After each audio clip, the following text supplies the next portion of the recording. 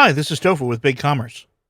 I'd like to show you how you can hide products in your BigCommerce for WordPress store without actually having to delete them so that you wouldn't have to bring them back later.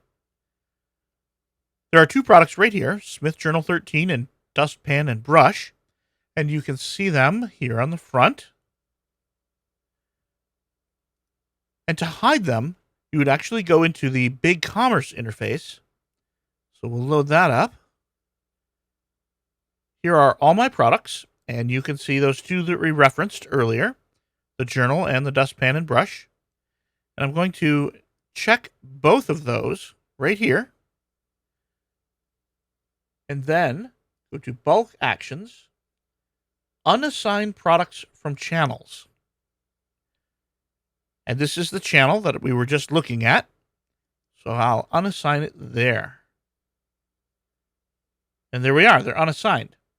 Now I want to show you what not to do also. Under these three dots, there's a visible on storefront link. You don't want to use that. That's specifically for your BigCommerce storefront, not your channel-based WordPress store. So don't use that one. Remember to use the channels. So now we go back to our store here, and I'm going to go to Settings and sync my products.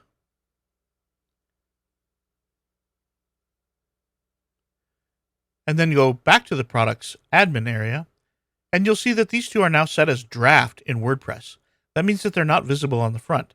You can see that by reloading the page here, and they are gone. Now, if you want them back, we go back to the BigCommerce admin, select them again, and under bulk actions, choose assign products to channels. And we will assign it back to the channel that we took it out of. Click assign. And then we'll go sync again, which you can actually do right here.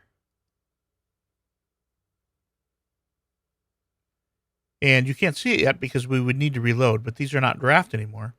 And I could show you that here. There they are back. And if we simply reloaded this page, you would see they are no longer drafts.